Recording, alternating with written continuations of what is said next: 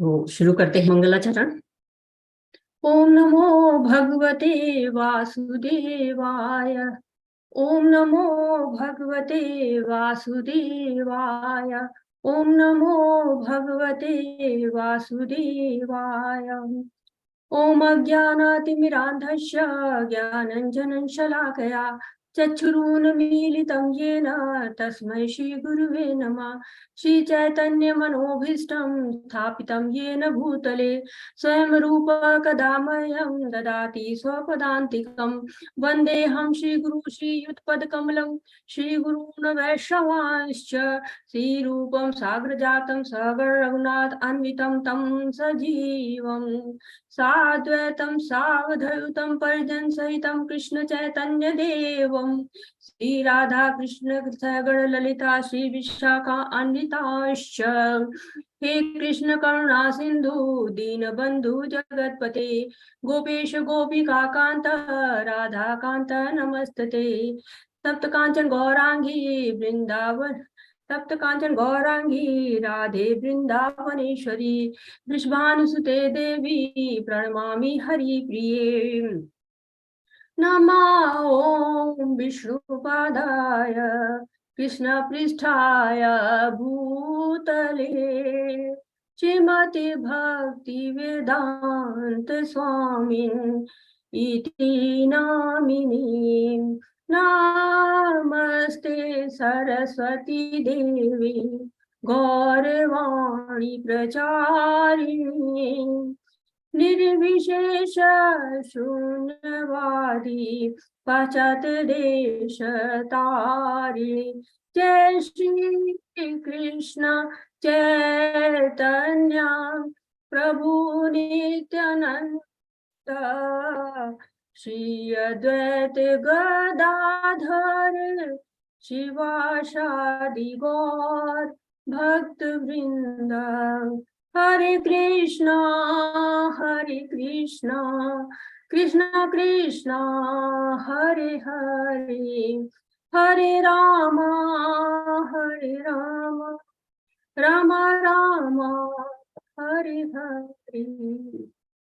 हरे कृष्णा। सभी को श्रील प्रभुपाद जी के द्वारा श्रील प्रभुपाद जी की जय हो। हरे कृष्णा। हरे कृष्णा माता जी। आज तो हमारी बहुत ही सुंदर चैप्टर जो है वो भगवान का विराट रूप देखने को मिलेगा आज हमें। जी जी प्रभु जी, स्क्रीन दिख रही है आपको? नहीं माता जी, अभी आपकी स्क्रीन नहीं आ रही है।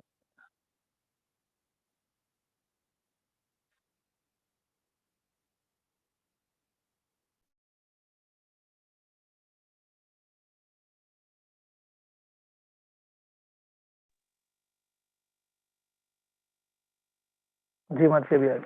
अब आ जी। हाँ, मुझे पॉज दिख रहा था तो मैंने कहा पॉज क्यों हो गई है। तो आज जैसा प्रभु जी ने कहा कि बहुत ही सुंदर आज का चैप्टर है। तो हरे कृष्णा सभी को। 18 दिनों की भगवत गीता समझने की इस यात्रा में आज 11वें दिन आपका पुनः स्वागत है।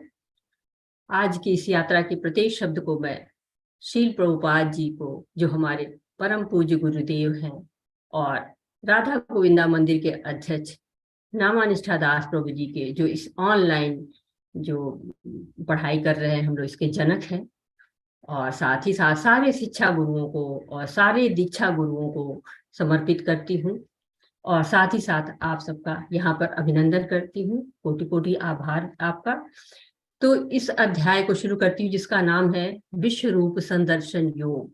तो इस अध्याय में जो आप देखेंगे विराट रूप को, जैसा कि बताया है प्रभु जी ने, और 10वें अध्याय में भगवान अपनी बहुत सारी विभूतियों के बारे में बताते हैं कि उनका कितना ऐश्वर्य है। साथ ही कहते हैं कि यह तो केवल एक संकेत मात्र है। अर्जुन जो उनको कह रहे हैं कि आप जो है वो साधारण मानव नहीं है, पूर्ण पुरुषोत्तम है, ये मान चुके हैं, उसके बावजूद भी वो आश्चर्यचकित हो जाते हैं उनकी इतनी विभूतियों को देखकर। और आज तो उनके आश्चर्य को और भी बढ़ोतरी होने वाली है, क्योंकि आज वो विराट स्वरूप का दर्शन करने वाले हैं। और केवल विराट स्वरूप का ही नहीं है, बल्कि कई और अन्य रूपों का भी दर्शन होगा।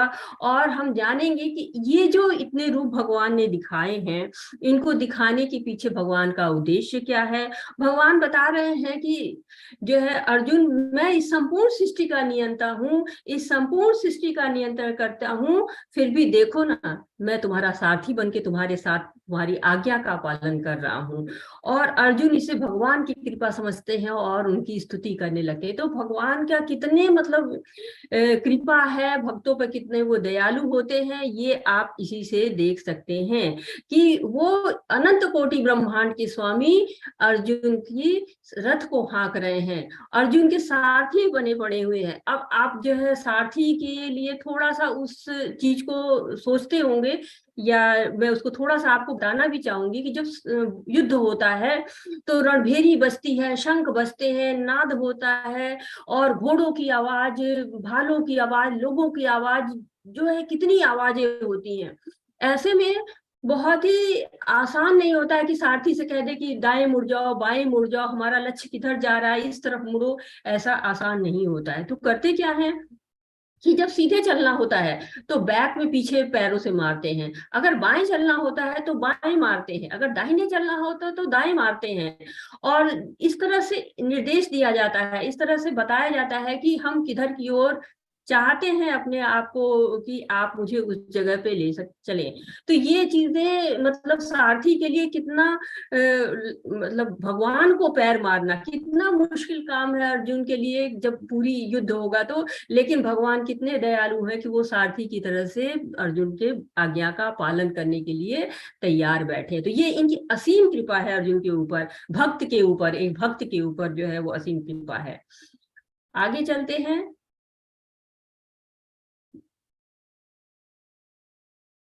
अर्जुन उवाच, अब ये पहला श्लोक है जो कि अर्जुन की वाणी से शुरू हो रही है।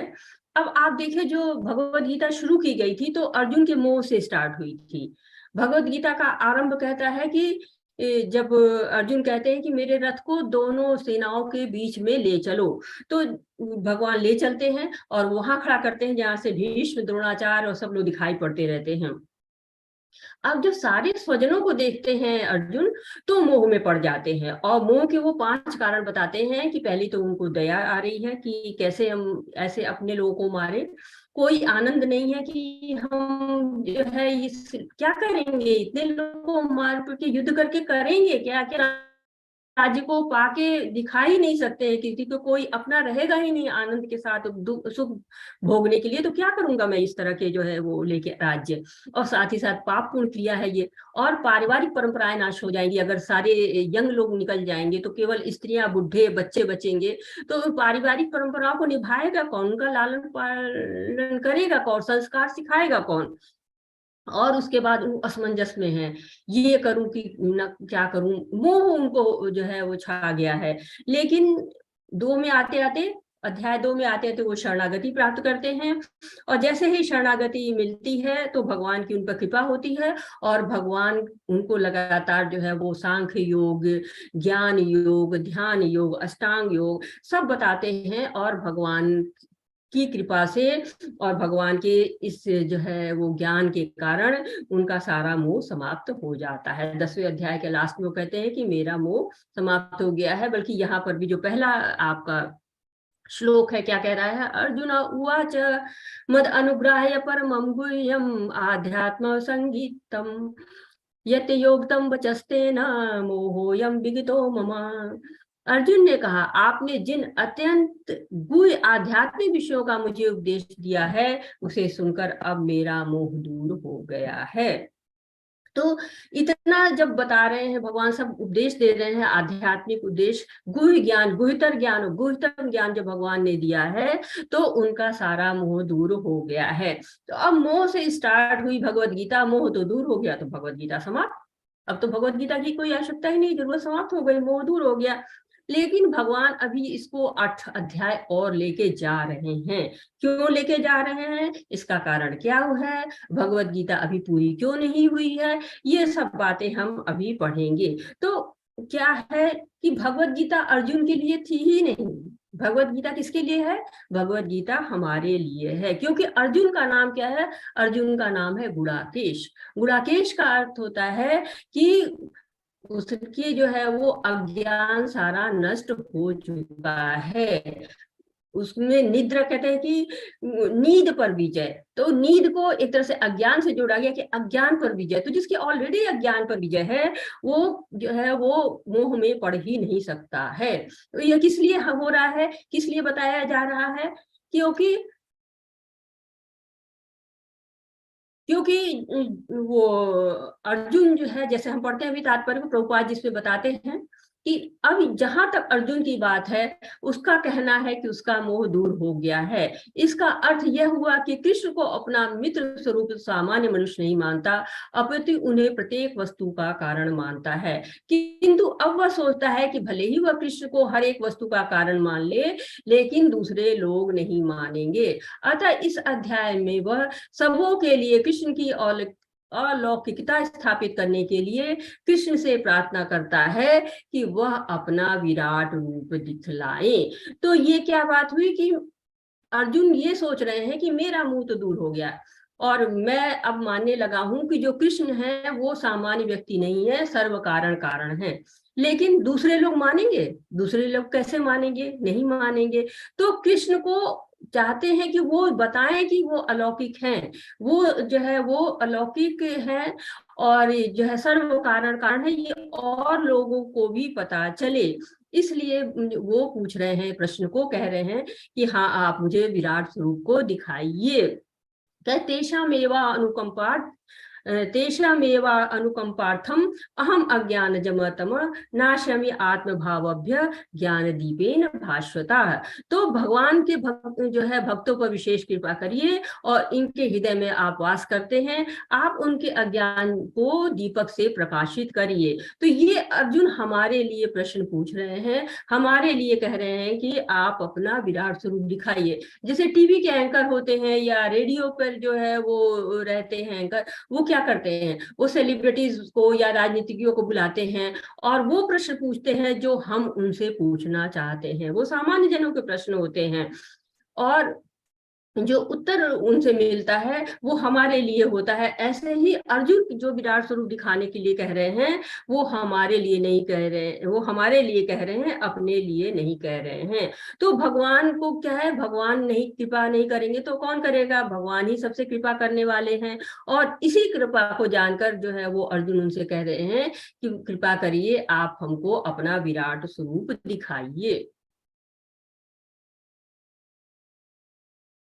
तो यहाँ पर कह रहे हैं, हे कमल नेत्रों वाले, मैंने हर जीवित इकाई की उपस्थिति और गायब होने के बारे में विस्तार से आपसे सुना है, जैसा कि आपकी अटूट महिमाओं के माध्यम से महसूस किया गया है। हे पुरुषोत्तम, हे परमेश्वर, यद्यपि आपको मैं अपने समक्ष आपके द्वारा वर्णित आपके वास्तविक रूप में देख रहा हूं, किंतु मैं यह देखने का इच्छुक हूं कि आप इस दृश्य जगत में किस प्रकार प्रविष्ट हुए हैं। मैं आपके उसी रूप का दर्शन करना चाहता हूँ। हे प्रभु, हे योगेश्वर, यदि आप सोचते हैं कि मैं आपके विश्व रूप को देखने में समर्थ हो सकता हूँ, तो कृपा करके मुझे अपना असीम विश्व रूप दिखलाइए। तो अर्जुन कह रहे हैं कि आपने जो मुझे बताया है उसके द्वारा मेरी कोई भी भ्रांति दूर हो गई है, मेरी कोई भी गलतफहमी अब बची ही नहीं है। इसका अर्थ क्या है? इसका अर्थ है कि अर्जुन उनको परम पुरुषोत्तम तो मान ही रहे। वो कह रहे, हे पुरुषोत्तम, हे परमेश्वर।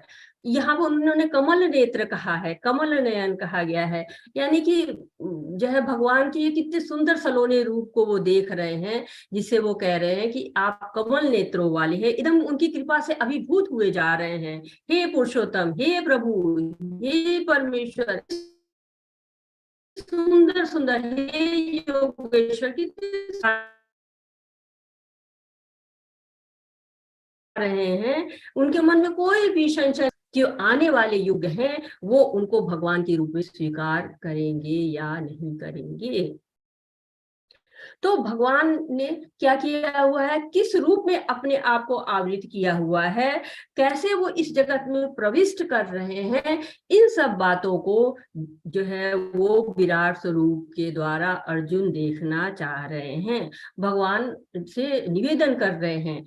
मुझे विनती कर रहे हैं कि कृपा करके आप मुझे अपना विराट स्वरूप दिखाइए। तो संसार में जो कुछ भी विविधताएं हैं, विशेषताएं हैं, वो सब कुछ क्या है, भगवान के कारण ही है। लेकिन कलयुग है, कलयुग में लोग मानते नहीं हैं, स्वयं को ही भगवान मानते हैं। कई लोग तो स्वयं सिद्ध भगवान अपने आप को घोषित करते।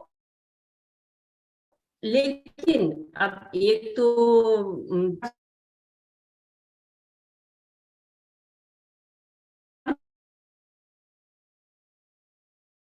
करते हैं कि कृष्ण कह रहे हैं कि मैं भगवान हूं, तो वो भी अभी कहा जाए कि हाँ गोवर्धन पर्वत उठा दीजिए, तो पता चला कि एक रॉक नहीं उठेगी, पर्वत तो बहुत दूर की बात है, एक चट्टान उठाना उनको मुश्किल हो जाएगा।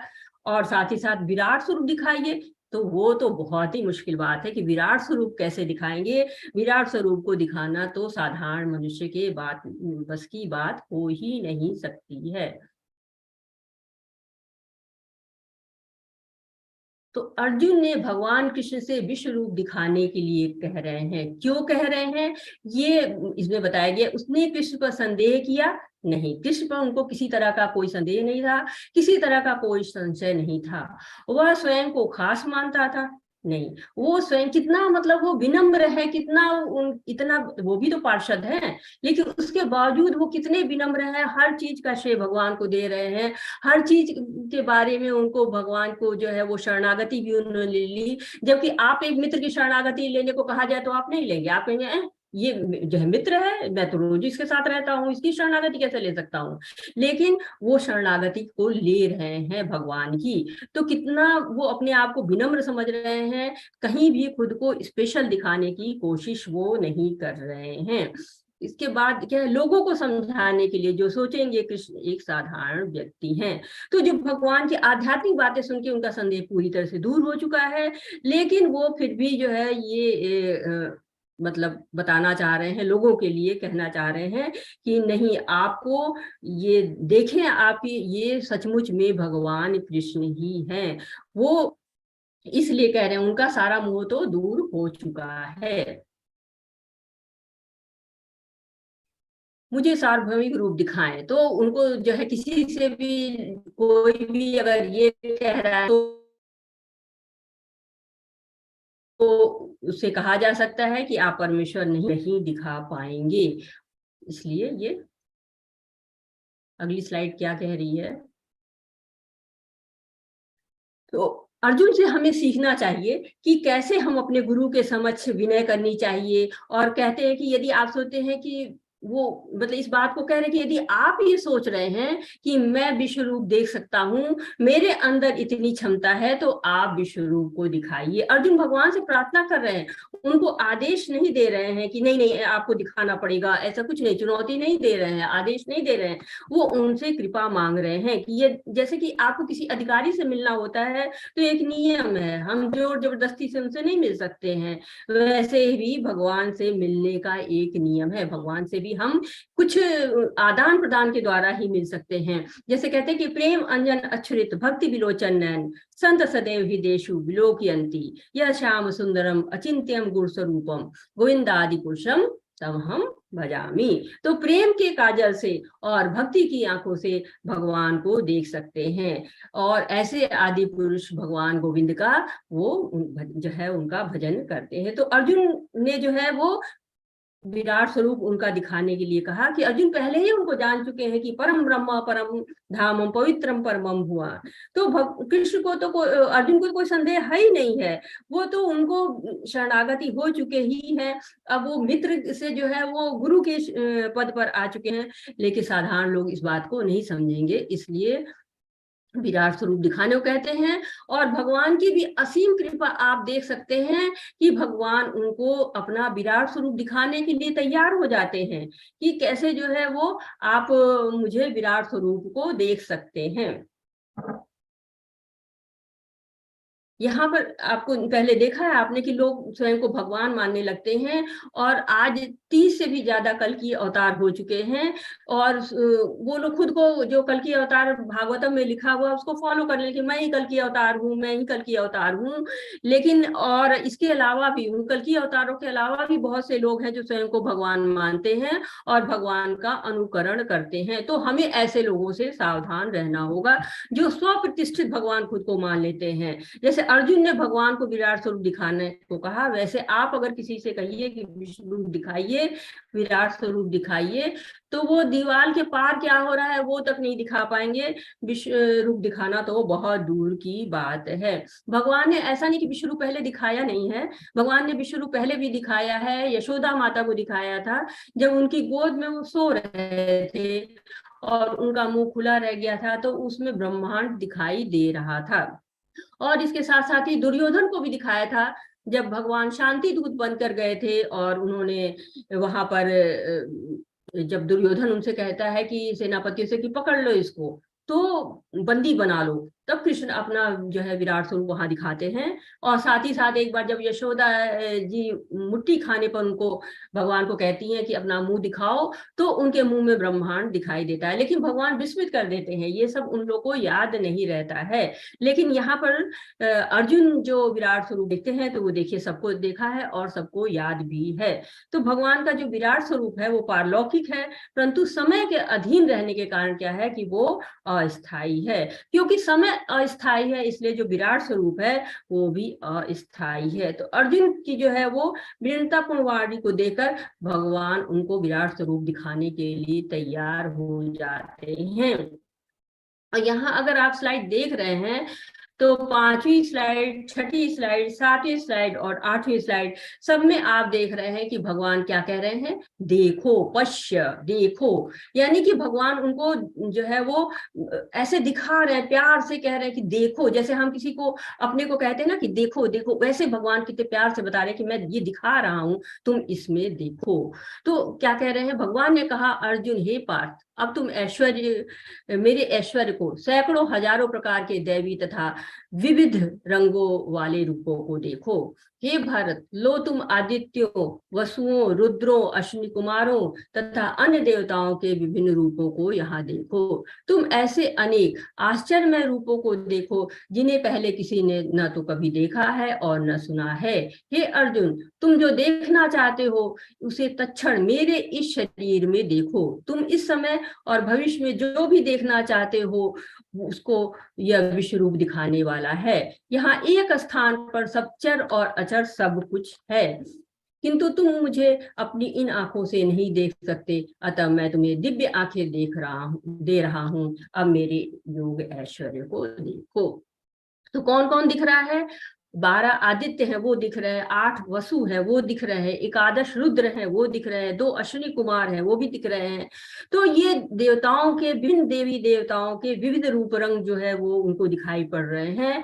और जो कुछ पीछे हो चुका है, भूतकाल में जो पहले हो चुका है वो भी दिख रहा है, जो भविष्य में आने वाला है वो भी दिख रहा है, और जो वर्तमान में हो रहा है वो भी दिख रहा है, और सब एक ही स्थान पर दिख रहा है। तो भगवान कह रहे हैं कि देखो, लेकिन भगवान बार बार कह रहे हैं देखो, लेकिन अर्जुन को दिखाई तो पड़ नहीं रहा है। क्यों नहीं दिखाई दे रहा है, क्योंकि जो चर्म चक्षु के द्वारा भगवान को देखना आसान नहीं है। न तुम माम शक्य से दिष्टम अनेन एव स्वचक्षुषा दिव्य ददामि ते चक्षु पश्यम में योगम ऐश्वरम। तो जब मैं तुम्हें दिव्य चक्षु दे रहा हूँ जिससे कि तुम उस जो है सब कुछ देख सकते हो, जो भगवान के दिव्य चक्षु होते हैं उनसे सब कुछ दिखाई पड़ सकता है। कहाँ देखना, कहाँ है, मम देहे, मेरे शरीर में देखो। तो जो हमारे चर्म चक्षु होते हैं वो अपूर्ण होते हैं, उनकी शक्तियां सीमित होती हैं, लेकिन भगवान जब उनको दिव्य चक्षु देख देते हैं तो उनको सब कुछ दिखने में समर्थ वो हो जाते हैं।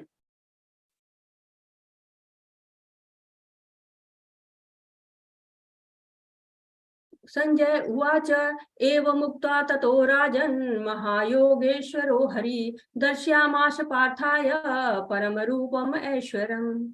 संजय ने कहा, हे राजा। इस प्रकार कहकर महायोगेश्वर भगवान ने अर्जुन को अपना विश्व रूप दिखाया। तो अब देखिए क्या है कि अभी तक तो हो रहा था योगेश्वर, अब यहाँ पर कहा संजय ने महायोगेश्वर। कितने बड़े भक्त है संजय कि उनको महायोगेश्वर कह रहे हैं। अब जैसे अर्जुन को दिव्य दृष्टि प्राप्त थी, वैसे संजय को भी दिव्य दृष्टि प्राप्त थी। उनको किसने दी थी दिव्य दृष्टि, किसी को याद है? संजय को दिव्य दृष्टि किसने प्रदान की थी? हरे कृष्णा, किसी को अगर इस प्रश्न का उत्तर मालूम है तो अपने हैंड रेज करके बता सकते हैं। जी सुधीर प्रभु जी, और किसी को कोई मालूम है तो अपने हैंड रेज कर सकते हैं कि संजय को दिव्य दृष्टि किसने दी थी? नहीं, केवल सुधीर प्रभु जी। जी हरे कृष्णा, सुधीर प्रभु जी। हरे कृष्णा, संजय जी को दिव्य दृष्टि वेदव्यास जी ने दी थी।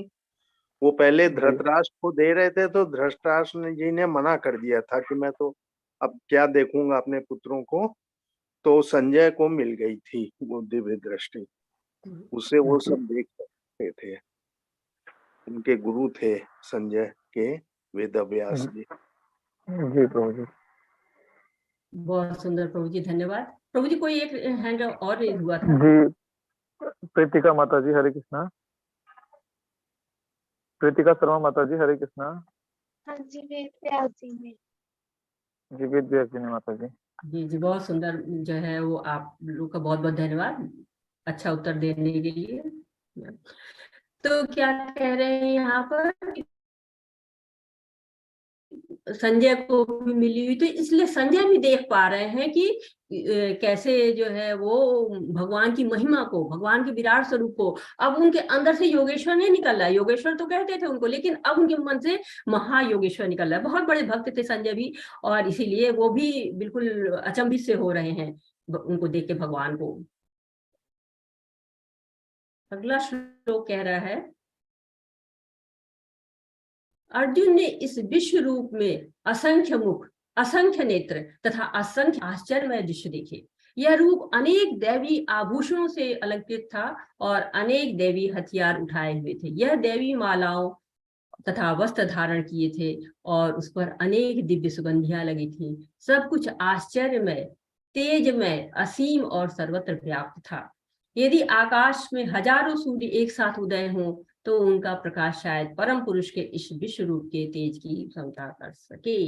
तो कितना तेजोमय है ये रूप, कितना असीम है ये रूप, और सर्वत्र व्याप्त है, यानी कि चारों ओर जो है वो दिखाई दे रहा है। तो कहते कि उसमें आपको कितने हजारों सूर्य जैसे एक साथ उदय हों, तो एक सूर्य को देखना हमें मुश्किल होता है, हजारों सूर्य को हम कैसे देख सकते थे? इसीलिए भगवान को वो दिव्य चक्षु देना पड़ा था। इसी को देखने के लिए दिव्य दृष्टि चाहिए, साधारण जो है वो दृष्टि से इसको नहीं देख सकते हैं। तो भगवान भक्तों को ऐसी दृष्टि दे देते हैं जिससे वो उनके रूप को देख सके। साधारण में भी जो भक्त होते हैं उनको भगवान ने दर्शन दिए हैं अपने, और इसी तरह से दिए हैं, जब उनको दिव्य दृष्टि दी है तभी वो दर्शन कर पाए हैं। भगवान का तेज इतना है कि उसको देखना आसान नहीं है। और आप कल्पना करिए कि कैसा वो रूप रहा होगा जिसमें असंख्य मुख है, असंख्य नेत्र हैं, असंख्य और आश्चर्यमय दृश्य हैं, अनेक देवी है, देवता है, आभूषणों से अलंकृत हैं, देवी हथियार उठाए हुए हैं, देवी और जो है वस्त्र धारण किए हुए, सुगंधियां लगी, मतलब कितना असीम रूप रहा होगा उनका, इसकी हम केवल कल्पना कर सकते हैं, या कहिए कल्पना भी नहीं कर सकते हैं। तो भगवान के इस रूप को देखना बिल्कुल भी आसान नहीं रहा होगा अर्जुन के लिए। उस समय अर्जुन भगवान के विश्व रूप में एक ही स्थान पर स्थित हजार भागों में विभक्त ब्रह्मांड के अनंत अंशों को देख सका। तो एक ब्रह्मांड नहीं है, कई ब्रह्मांड हैं और उनके अंश को देख पा रहे हैं। अब जैसे आप घरों में सीसीटीवी लगाते हैं या दुकानों पे, मॉल में, सब जगह सीसीटीवी लगे होते हैं, तो क्या करते हैं, जहां रहते हैं वहां का ही वो फोटो खींचते रहते हैं। लेकिन जब आप कंट्रोल रूम में जाते हैं तो जितने भी कैमरे होते हैं उन सब का आप देख लेते हैं कि उन सब में क्या क्या है, कहाँ पर क्या हो रहा है, कहाँ पर क्या हो रहा है, सब देख पाते हैं। वैसे ही जैसे वो देख रहे हैं, एक ब्रह्मांड की बात नहीं देख रहे, सारे ब्रह्मांडों में क्या क्या हो रहा है ये सब कुछ वो देख पा रहे हैं और समझ पा रहे हैं कि लेकिन आज की अगर आप तुलना करिए तो जो वैज्ञानिक होते हैं वो एक ब्रह्मांड को नहीं जान पा रहे हैं, एक शरीर की वो पूरी तरह से नहीं जान पा रहे हैं, उसमें क्या प्रॉब्लम है ठीक नहीं कर पा रहे। इतने डॉक्टर्स हैं, सब कुछ है, इतनी चिकित्सा में आगे बढ़ गए हैं, लेकिन अभी भी बहुत कुछ बाकी है जानने के लिए। आप देखिए, उन्होंने कैमरे बनाए वैज्ञानिकों ने, वो भूत का दिखा देंगे, अगर आपने रिकॉर्डिंग हुई है तो पिछला दिखा देंगे कि आपका क्या क्या हुआ है और इस वक्त क्या चल रहा है। ये दो चीजें आप देख सकते हैं, लेकिन वर्तमान में क्या होगा ये आप नहीं देख सकते हैं। लेकिन जो भगवान का सीसीटीवी चल रहा है, इसमें वर्तमान में क्या हो रहा है, भूत में क्या हो रहा है, भविष्य में क्या हो रहा है, सब कुछ दिखाई पड़ रहा है। भगवान की ऐसी महिमा है। तब मोहग्रस्त एवं आश्चर्यचकित रोमांचित हुए अर्जुन ने प्रणाम करने के लिए मस्तक झुकाया और वह हाथ जोड़कर भगवान से प्रार्थना करने लगा। अब इतना विराट स्वरूप देखने के बाद आश्चर्यचकित होना तो लाजमी है, हो बनता ही है, जरूरी जो है वो कोई भी देखेगा। हम लोग सुन सुन के रोमांचित हो रहे हैं, सुन सुनकर आश्चर्यचकित हो रहे हैं, तो अर्जुन जिसके सामने ही दिख रहा है वो कितना रोमांचित हुआ होगा, आश्चर्यचकित हुआ होगा। और वो क्या करता है, अपना मस्तक झुका देता है और भगवान से प्रार्थना करना शुरू कर देता है, उनकी स्तुति करने लगता। अर्जुन ने कहा, हे भगवान कृष्ण, मैं आपके शरीर में सारे देवताओं तथा अन्य विविध जीवों को एकत्र देख रहा हूँ। मैं कमल पर आसीन ब्रह्मा, शिव जी तथा समस्त ऋषियों एवं दिव्य सर्पों को देख रहा हूँ। हे विश्वेश्वर, हे विश्वरूप, मैं आपके शरीर में अनेकानेक हाथ, पेट, मुंह तथा आंखें देख रहा हूँ, जो सर्वत्र फैले हुए हैं और जिनका अंत नहीं है। आप में न अंत दिखता है, न मध्य दिखता है और न आदि। आपके रूप को उसके चकाचौंध के कारण देख पाना कठिन है, क्योंकि वह प्रज्वलित अग्नि की भांति अथवा सूर्य के अपार प्रकाश की भांति चारों ओर फैल रहा है। तो भी मैं इस तेजोमय रूप को सर्वत्र देख रहा हूँ, जो अनेक मुकुटों, गदाओं तथा चक्रों से विभूषित है। तो अर्जुन क्या क्या देख पा रहे हैं ये इन श्लोकों में बताया गया है। पश्यामि देवास्तम देवदेहे अर्जुना, भगवान के शरीर में सारे देवता दिख रहे हैं, सारे जीव दिख रहे हैं, ब्रह्म आदि देवानाम। भगवान ये सिद्ध करके बता रहे हैं कि जो सारे देवी देवता हैं वो कोई और नहीं है, वो मेरे ही पार्षद हैं, मेरे ही अधीन है, मेरे ही द्वारा जो है निर्धारित किए गए हैं, जगह जगह पे उनको पोस्ट मिली हुई है। ब्रह्मा जी दिख रहे हैं जो कि कमल पर आसीन है, तो ब्रह्मा जी भी तो भगवान के द्वारा ही उत्पन्न उनको किया गया है। शिव जी को देख रहे हैं, अन्य ऋषियों को देख रहे हैं, दिव्य सर्पों को देख रहे हैं। और भगवान के जो विराट स्वरूप है वो केवल एक ही जगह नहीं है, चारों ओर फैला हुआ है। उसमें ढेर सारे हाथ, ढेर सारे मुंह और आंखें दिख रही हैं, और उसका न अंत दिख रहा है न आदि दिख रहा है। कितना मतलब वो फैला हुआ, उसका क्षेत्र कितना ज्यादा है कि दिव्य चक्षु न हो तो उनको देख पाना बहुत ही मुश्किल, क्योंकि चकाचौंध है और अग्नि जो है प्रज्वलित हो रही है। सूर्य की जो है वो अपार प्रकाश फैल रहा है, जैसे सूर्य का प्रकाश होता है उससे कई गुना प्रकाश फैल रहा है। और तेजोमय रूप है भगवान का, अनेक मुकुट हैं, अनेक गदाएं हैं, अनेक चक्र हैं, और बहुत ही अलग सा रूप जो है वो विराट रूप दिख रहा है। और ये किसी को भी रोमांचित करने के लिए बहुत ही जो है वो काफी है। ये आप परम आद्य ये वास्तु हैं, आप इस ब्रह्मांड के परम आधार हैं, आप अव्यय तथा प्राण पुरुष हैं, आप सनातन धर्म के पालक भगवान हैं, यही मेरा मत है। आप आदि मध्य तथा अंत से रहित हैं, आपका यश अनंत है, आपकी असंख्य भुजाएं हैं और सूर्य चंद्रमा आपकी आंखें हैं। मैं आपके मुख से प्रज्वलित अग्नि निकलते और आपके तेज से इस संपूर्ण ब्रह्मांड को जलते हुए देख रहा हूँ। यद्यपि आप एक हैं, किंतु आप आकाश तथा सारे लोकों एवं उनके बीच के समस्त आकाश में व्याप्त हैं। हे महापुरुष, आपके इस अद्भुत और भयानक रूप को देखकर सारे लोग भयभीत हैं। देवों का सारा समूह आपकी शरण ले रहा है और आप में प्रवेश कर रहा है। उनमें से कुछ अत्यंत भयभीत होकर हाथ जोड़े आपकी प्रार्थना कर रहे हैं। महर्षियों तथा सिद्धों के समूह कल्याण हो कहकर वैदिक शोधों का पाठ करते हुए आपकी स्तुति कर रहे हैं। तो अर्जुन देख रहे हैं अपने दिव्य चक्षुओं से कि देवी देवताओं भी उस विराट स्वरूप को देख रहे हैं, क्योंकि देवी देवताओं के पास भी तो दिव्य शक्ति है, इसलिए वो उनको देख पा रहे हैं। और वो पूरा जो विराट स्वरूप है जलता हुआ सा लग रहा है, कि ऐसा प्रतीत हो रहा है कि उसके मुख से अग्नि निकल रही है और उनका तेज असीम है। सब लोग उनको देख के भयभीत होते जा रहे हैं। वो भगवान को जो है वो स्तुति करते क्या कह रहे हैं, आप आद्य ज्ञेय वस्तु हैं, ब्रह्मांड के परम आधार हैं, अव्यय हैं, पुराण पुरुष हैं। मतलब कितना उनकी महिमा गा रहे हैं। क्यों? क्योंकि उनका इतना ऐसा विराट रूप दिखाई दे रहा है, असंख्य भुजाओं वाला, सूर्य चंद्रमाओं की आंखों की तरह से दिख रहे हैं। इतना कह रहे कि आप तो एक हैं, लेकिन सारे आकाश में व्याप्त हैं और अद्भुत हैं, भयानक हैं। आपको देख के सारे लोग जो है वो भयभीत होते जा रहे हैं। जो देवी देवता हैं वो आपकी शरण लेते जा रहे हैं और हाथ जोड़कर कल्याण हो कह के वैदिक श्लोकों का पाठ कर रहे हैं और आपकी स्तुति कर रहे हैं। ऐसा देखकर कौन नहीं नतमस्तक हो सकता है, सभी लोग नतमस्तक हो जाएंगे उनके। हे महाबाहु, आपके इस अनेक मुख नेत्र, बाहु, जांग, पांव, पेट तथा भयानक दांतों वाले विराट रूप को देखकर देवतागण सहित सभी लोग अत्यंत विचलित हैं और उन्हीं की तरह मैं भी हूँ। हे सर्वव्यापी विष्णु, नाना ज्योतिर्मय रंगों से युक्त आपको आकाश का स्पर्श करते, मुख फैलाए तथा बड़ी बड़ी चमकती आंखें निकाले देखकर भय से मेरा मन विचलित है। मैं न तो धैर्य धारण कर पा रहा हूँ और न ही मानसिक संतुलन ही रख पा रहा हूँ। तो क्या कह रहे हैं यहाँ पर भगवान से अर्जुन कि आपका ये कौन सा रूप है? ये रूप तो मैंने कभी देखा ही नहीं। ये रूप तो सबको विचलित कर रहा है, देवता गणों को भी विचलित कर रहा है, और जैसे वो विचलित है वैसे मैं भी विचलित हूँ। तो अर्जुन क्या है, अर्जुन प्रसन्न नहीं है। इस तरह का जो विकराल रूप देखकर उनका मानसिक संतुलन गड़बड़ा रहा है, वो धैर्य नहीं धारण कर पा रहे हैं।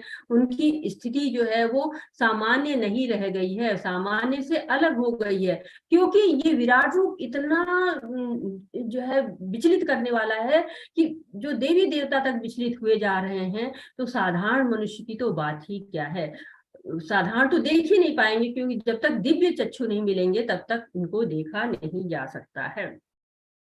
धृतराष्ट्र के सारे पुत्र अपने समस्त सहायकराओं सहित तथा भीष्म, द्रोण, कर्ण एवं प्रमुख योद्धा भी आपके विकराल मुख में प्रवेश कर रहे हैं। उनमें से कुछ के सिरों को मैं आपके दांतों के बीच चूर्णित होते हुए देख रहा हूँ। जिस प्रकार नदियों की अनेक तरंगे समुद्र में प्रवेश करती हैं, उसी प्रकार ये समस्त महान योद्धा भी आपके प्रज्वलित मुखों में प्रवेश कर रहे हैं।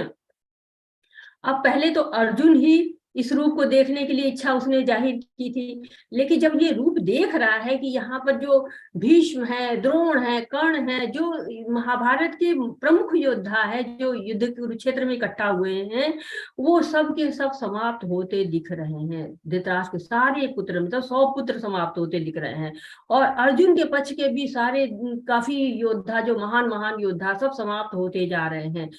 अब ये देख के क्या उनको समझ में ये तो आ गया, संकेत उनको मिल गया कि पांडव विजय प्राप्त कर रहे हैं। जब धृतराष्ट्र के सारे पुत्र मारे जाएंगे तो जीत किसकी होगी? जीत तो पांडवों की ही होगी। लेकिन उसके बावजूद भी क्या हो गया कि बहुत ही ज्यादा उनको परेशानी हो रही है, देख देख के विचलन सा हो रहा है, क्योंकि वो दांतों के बीच में सबके कुछ के सिरों को चूर्णित होते देख रहे हैं। जैसे कि नदियां होती हैं, नदियां कुलेल करती हुई उछलती कूदती हुई जाती हैं और समुद्र में प्रवेश कर जाती हैं, उसी तरह से इतने महान महान योद्धा जो लड़ने के लिए खड़े हुए हैं कुरुक्षेत्र में, वो जो है वो काल के गाल में समाहित होते चले जा रहे हैं। तो भगवान जो है क्या कह रहे हैं? भगवान ने कहा, समस्त जगत को विनिष्ट करने वाला काल मैं हूँ, और मैं यहाँ समस्त लोगों का विनाश करने के लिए आया हूँ। तुम्हारे पांडवों के सिवा दोनों पक्षों के सारे योद्धा मारे जाएंगे।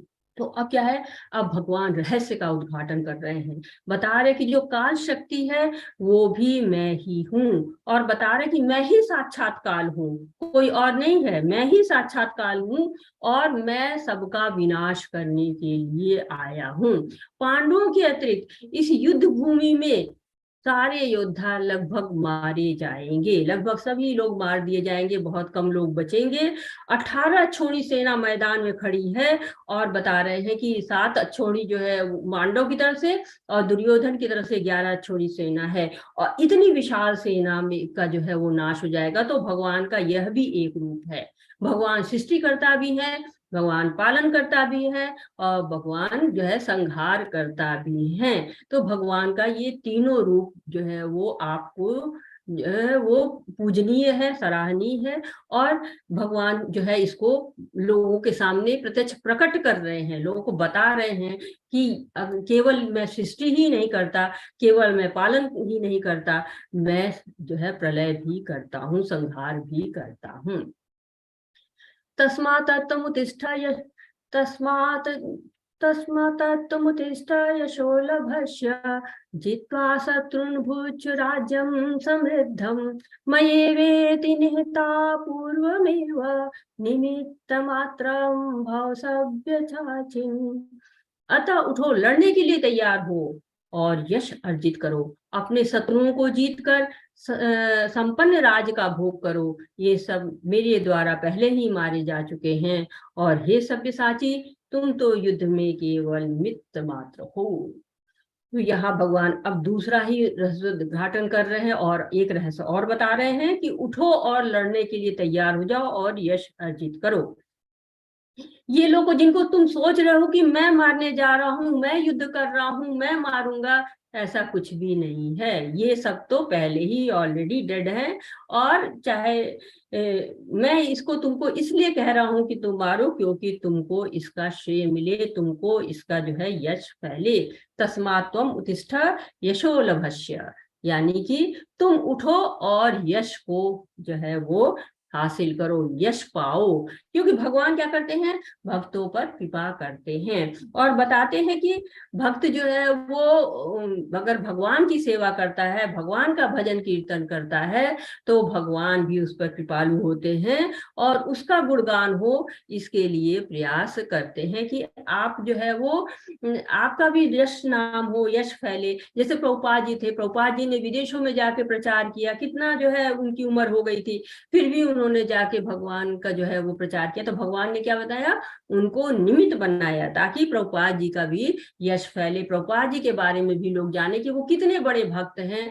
उनको उन्होंने जो है वो क्या बताया, निमित्त मात्र बताया। निमित्त मात्र भव सव्यसाचिन, तो सव्यसाची कह के यहाँ भगवान जो है उनको कह रहे हैं। और सव्यसाची क्यों कह रहे हैं, क्योंकि सव्यसाची जो है वो बहुत परम योद्धा है, वो दोनों हाथों से लड़ सकते हैं सव्यसाची, इसलिए उनको सव्यसाची कहा गया है। तो भगवान उनको क्या बता रहे हैं, भक्त के लिए भगवान जो है वो प्रयास करते हैं। जैसे सीता माता थी, सीता माता जी को तो भगवान भी खोज सकते थे, लेकिन भगवान ने हनुमान जी को क्या बनाया, निमित्त मात्र बनाया कि आप जो है उनको ये काम सौंपा हनुमान जी को, ताकि वो जाएं और निमित्त मात्र बने, ताकि सारी दुनिया में लोग उनका यश गाएं कि हनुमान जी ने वो सीता जी का खोज की थी और रावण की लंका जलाई थी। तो भगवान केवल निमित्त मात्र बनाते हैं भक्तों को, भक्त जो है वो भगवान का जो है नाम करते हैं और भगवान भक्त का ही नाम जो है वो करते हैं। तो युद्ध में अगर अर्जुन उनको नहीं मारते हैं, मान लीजिए कि ऐसा भी हो सकता है कि अर्जुन उनको ना मारे, तो नहीं मारेंगे तो क्या ऐसा तो है नहीं कि वो मरेंगे नहीं, उनका मरना तो निश्चित है। क्यों, क्योंकि पहले ही उनकी जो मतलब उनको समय उनका तय हो चुका है। अगर अर्जुन नहीं मारते तो लोग आपस में ही लड़कट मरते, या ऐसा भी हो सकता था कि कोई प्राकृतिक आपदा आ जाती, भूकंप आ जाता, वो मर जाते, जैसे आजकल आया हुआ है। तो या दूसरा कोई युद्ध हो जाता, उसमें लड़ लेते, मर जाते, तो उनकी मृत्यु तो निश्चित है। अब आपको केवल निमित्त बात बनना है। तो हम जो है वो उन्हीं से प्रेरित, एक तरह से भगवान प्रेरणा दे रहे हैं कि आप भी भगवान के भक्त बनिए। हनुमान जी को देखकर, अर्जुन को देखकर, प्रहलाद महाराज को देखकर, ध्रुव महाराज को देखकर आपके अंदर भी भक्ति जगे कि भगवान के भक्तों का भगवान कैसे उद्धार करते हैं, कैसे उनको उसी के अनुरूप फल देते हैं। जैसे कि ये यथार्थे मां प्रदन्ते तान तथा एव भजामि हम, जिस भाव से आप भजेंगे उसी भाव से भगवान आपको फल देंगे। तो भगवान के लिए भाव आपको रखना है, फल की चिंता नहीं करनी है, फल देने वाले तो भगवान ही हैं। तो भगवान निमित्त मात्र बना रहे हैं अर्जुन को, जिससे उनका यश फैले। द्रोणं च भीष्मं च जयद्रथं च कर्णं तथा अन्यानपि योधवीरान् मया हतास्त्वं जहिमा व्यतिष्ठा युद्धस्य जेतासि रणे सपत्नान्। द्रोण, भीष्म, जयद्रथ, कर्ण तथा अन्य महान योद्धा पहले ही मेरे द्वारा मारे जा चुके हैं, अतः उनका वध करो और तनिक भी विचलित न हो। तुम केवल युद्ध करो, युद्ध में तुम अपने शत्रुओं को परास्त करोगे। अब भगवान स्पष्ट बता रहे हैं कि विचलित मत होइए, युद्ध करिए तो और आप ही जीतेंगे। विजय के संकेत भगवान दे रहे हैं कि विचलित बिल्कुल मत होइए, ये सब लोग तो पहले ही जा चुके हैं। अर्जुन को क्या कर रहे हैं? धैर्य दे रहे हैं, धैर्य बढ़ा रहे हैं। ये भक्त जो है वो भगवान के लिए सोचता है, भगवान भक्त के लिए सोचते हैं, भक्त की भलाई के लिए। तो कह रहे आप जाइए, आपका कार्य केवल है कि मेरी आज्ञा का पालन करिए, युद्ध करिए और युद्ध में जो है आपको विजय मिलेगी। ये भगवान उनको संकेत दे रहे हैं। तो अर्जुन जो है, अर्जुन को युद्ध करना है, कर्म करना है, कर्म फल की चिंता अर्जुन को नहीं करनी है। संजय ने धृतराज से कहा, हे राजा, भगवान के मुख से इन वचनों को सुनकर कांपते हुए अर्जुन ने हाथ जोड़कर उन्हें बार बार नमस्कार किया। फिर उसने भयभीत होकर अवरुद्ध स्वर में कृष्ण से इस प्रकार कहा। अर्जुन ने कहा, हे ऋषिकेश, आपके नाम के श्रवण से संसार हर्षित होता है और सभी लोग आपके प्रति अनुरक्त होते हैं। यद्यपि सिद्ध पुरुष आपको नमस्कार करते हैं, किंतु असुर गण भयभीत है और इधर उधर भाग रहे हैं। यह ठीक ही हुआ है। हे महात्मा, आप ब्रह्मा से भी बढ़कर हैं। आप यदि शिष्टा है तो फिर आपको सादर नमस्कार क्यों न करें। हे अनंत, हे देवेश, हे जगत निवास, आप परम शोध, अक्षर, कारणों के कारण और इस भौतिक जगत के परे हैं। आप आदि देव, सनातन पुरुष तथा इस दृश्य जगत के परम आश्रय हैं। आप सब कुछ जानने वाले हैं। आप ही सब कुछ हैं जो जानने के योग्य हैं। आप भौतिक गुणों से परे परम आश्रय हैं। हे अनंत रूप, यह संपूर्ण दृश्य जगत आपसे व्याप्त है। तो संजय धृतराष्ट्र को बता रहे हैं। विश्व रूप देखकर अर्जुन चकित हो रहा है और उसका कंठ अवरुद्ध हो रहा है और भगवान का हाथ जोड़कर बार बार नमस्कार कर रहा है। भगवान का ऐश्वर्य देख लिया है उसने और कुरुक्षेत्र का परिणाम भी उसके सामने आ गया है। तो संजय भी उसी तरह से हो रहे हैं ना, संजय भी भगवान को देखकर वैसे ही रोमांचित हो रहे हैं और आश्चर्यचकित हो रहे हैं। और उसी रूप से वो संजय धृतराष्ट्र के सामने वर्णन करे कि अर्जुन किस तरह से रोमांचित हैं, किस तरह से उनका स्वर अवरुद्ध हो गया। वो क्या करें? हे ऋषिकेश, आपके नाम के श्रवण से संसार हर्षित होता है। आपका नाम सुनकर ही सभी लोग हर्षित हो जाते हैं। सभी लोग आपके प्रति जो है वो झुकते हैं, आपके चरणों में आपके शरणागत हो जाते हैं। जो ऐसा नहीं है कि केवल देवतागण ही हर्षित हो रहे हैं या मतलब देवतागण हर्षित हो रहे हैं, ये तो सही है, लेकिन असुरगण आपको देख देख के उनकी हालत बहुत ही ज्यादा खराब हो रही है। वो भयभीत हो रहे हैं, इधर उधर भाग रहे हैं, क्योंकि असुरगण भी बहुत शक्तियां प्राप्त कर लेते हैं। वो भी इतनी तपस्या करते हैं कि उनके अंदर भी ये शक्ति हो जाती है कि वो उनके विराट स्वरूप को देख ले। लेकिन भक्त और अभक्त में यही अंतर होता है। जो भक्त है वो हाथ जोड़ लिया है, उन लोगों ने जो है स्तुतियां गा रहे हैं, उनके प्रार्थनाएं कर रहे हैं, लेकिन जो असुरगण हैं वो डर के मारे यहाँ से वहां भाग रहे हैं, क्योंकि जो अभक्त होते हैं वो भयभीत होते हैं और जो भक्त होते हैं वो केवल प्रार्थनाएं करते हैं, वो भगवान की विनती करते हैं, भगवान के शरणागत होते हैं। अब यहाँ ब्रह्मा जी से कह रहे हैं कि हे महात्मा, ब्रह्मा जी से भी बढ़ के हैं। क्यों? आप आदि सृष्टा हैं।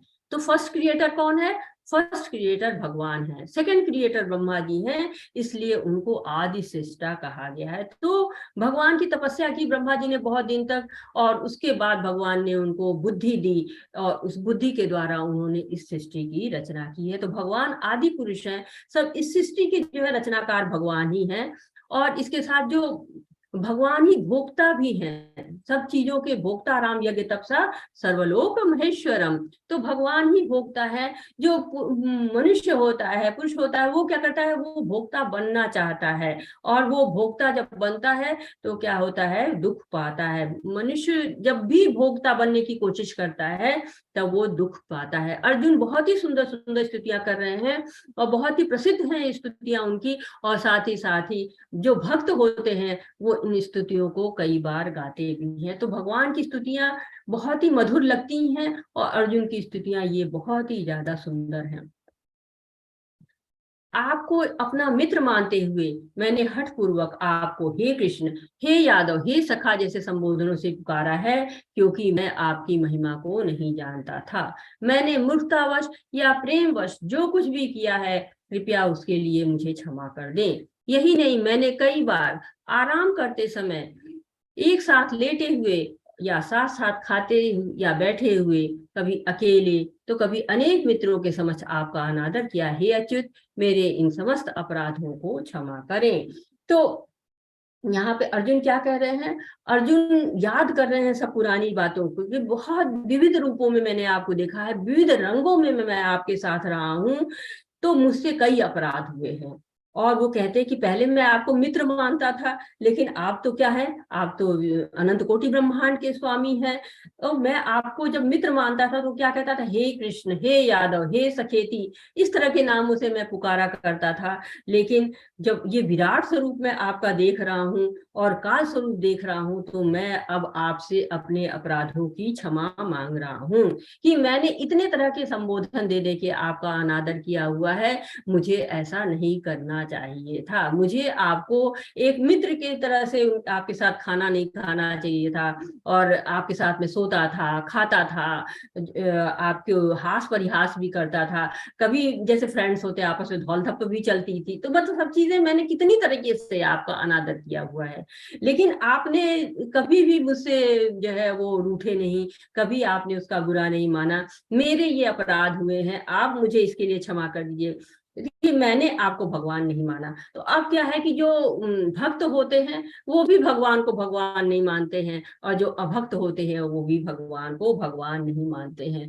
जो अभक्त होते हैं वो कहते हैं ये कौन सा भगवान है, ये तो हमारी तरह से पैदे हुए हैं, हमारी तरह से लीलाएं, हमारी तरह से खा रहे हैं, पी रहे हैं, घूम रहे हैं, मार खा रहे हैं ग्वाल बालों से, और गोपियां इनको परेशान कर रही हैं। ये कैसे भगवान है, ये भी हम ही लोग के जैसे हैं। और जो भक्त होते हैं जैसे अर्जुन है, अर्जुन को मित्र मानते हैं, उनको भक्त जो है वो भगवान मानते ही नहीं है। और दुर्योधन था, दुर्योधन तो उनको सीधे छलिया ही कहता था। रावण को आपने सुना होगा कि रावण तो उनको बनवासी ही कहते थे। तो इस तरह से जो अभक्त होते हैं वो भी उनको नहीं मानते हैं। यशोदा जी उनको पुत्र मानती थी, और नंद बाबा उनको पुत्र मानते थे। यशोदा जी लेके छड़ी उनके पीछे पीछे भागती थी कि जो है तुमने माटी खाई है, बताओ। तो इस तरह से ना भक्त ही उनको जो है, वो भक्त भी उनको भगवान नहीं मानते हैं, जो अभक्त होते हैं वो भी उनको भगवान नहीं मानते हैं। तो ये क्या अंतर है, कोई बताना चाहेगा कि जो भक्त भी नहीं मान रहे, भक्त भी नहीं मान रहे, तो क्या अंतर है दोनों में?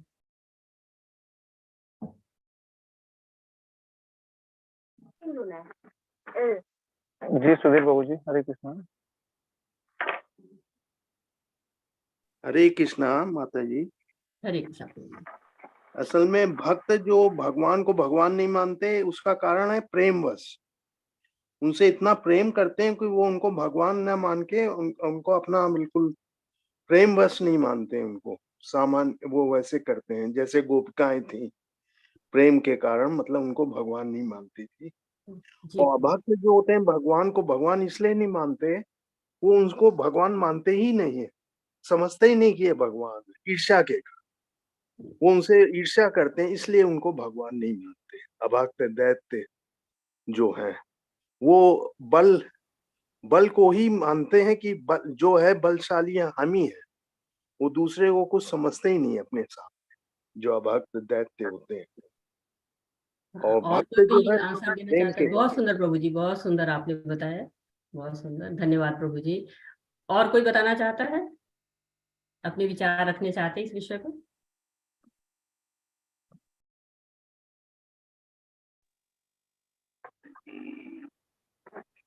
आप हैंड रेज कर सकते हैं।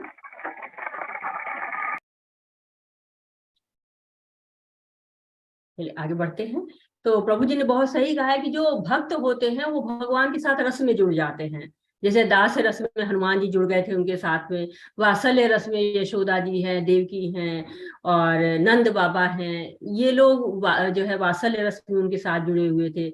और साथ ही साथ साख्य रस में अर्जुन उनके साथ जुड़े हुए थे, माधुर्य रस में मीराबाई हैं, भगवान की पत्नियां हैं, गोपियां हैं, ये लोग माधुर्य। तो भक्त ऐसे ही किसी न किसी रस में जुड़ जाते हैं, और जब वो रस में जुड़ जाते हैं तो वो उनका मन ये मानता ही नहीं कि ये भगवान है, वो उनको जैसे अर्जुन मित्र की तरह मानने लगा है, हनुमान जी दास के मतलब दास बन के उनको जो है स्वामी के रूप में मानने लगे हैं। तो वो इसके अलावा दूसरे रूप में मानते ही नहीं है। जैसे कि आपके घर में आपके पिता है या माता है, ऑफिस में जाते हैं, जॉब करते हैं, तो वहां पर उनका पद दूसरा होता है, लेकिन घर में आते हैं तो क्या होते हैं, वो बेटे हो मतलब पति हो जाते हैं, बेटा हो जाते हैं, बेटी हो जाती है, मतलब जो दूसरी दूसरी भूमिकाएं ले लेते हैं। तो ऑफिस का पद उनका दूसरा होता है और घर का पद दूसरा होता है। तो जो भक्त होते हैं वो उनको घर की पदवी से जान जाते हैं कि ये हमारे हैं, हमारे अपने हैं, भगवान उनको उसी रूप में देखते हैं और उसी रूप में उनको चाहना करते हैं, भक्ति करते हैं उनकी। और जो अभक्त रहते हैं वो तो हमेशा अपने आप को कहते हैं मैं ही भगवान हूँ, भगवान कहाँ है, जैसे हिरण्यकश्यप पूछता है भगवान कहाँ है, भगवान कहीं नहीं है, मैं ही भगवान हूँ, मेरी ही पूजा करो, मेरी ही आराधना करो, मेरे ही गुण गाओ। तो अभक्त इस तरह से अपने गुण गाना चाहते हैं। पहले कभी न देखे गए आपके विराट रूप का दर्शन करके मैं पुलकित हो रहा हूँ, किंतु साथ ही मेरा मन भयभीत हो रहा है। अतः आप मुझ पर कृपा करें और हे देवेश, हे जगन निवास, अपना पुरुषोत्तम भगवत स्वरूप पुनः दिखाएं। तो भगवान के जो भक्त होते हैं वो ऐश्वर्य से प्रभावित नहीं होते हैं कि भगवान बहुत बड़ा ऐश्वर्य है, भगवान का प्रेममयी रूप उनको प्रभावित करता है। जैसे कि आपका कोई अपना होता है, कोई किसी अफसर पे है, कोई मंत्री है, कोई प्रधानमंत्री, कुछ भी है, आपका अपना है, ऐश्वर्य वाला है, तो आपको बहुत अच्छा लगता है, आप जगह जगह बताते करते हैं कि ये मेरा जो है वो है, ये मेरा वो है, ये मेरा ये रिश्तेदार है, मेरा संबंधी है, मेरा भाई है, मेरा पिता है, ऐसे आप बताते हैं।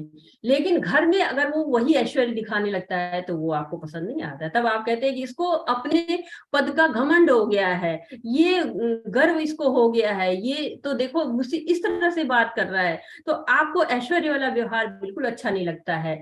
लेकिन अगर आप उसी के कार्यस्थल पे जाते हैं, अपने पिता के या भाई जो भी आपका ऐश्वर्य के पद वहां जाते हैं, तो वहां आपको वो व्यवहार नहीं करते जो आप उसके साथ घर में करते हैं, तब आप उसका उस पद के अनुसार जो है व्यवहार करते हैं। और ये लाजमी भी है, ऐसा होता ही है, क्योंकि आप वहां पर ये नहीं है कि बेटा है तो चार बात सुना दी आपने, पति है तो आपको चलो चलो ये करने नहीं, आपको एक गरिमा बनानी पड़ती है।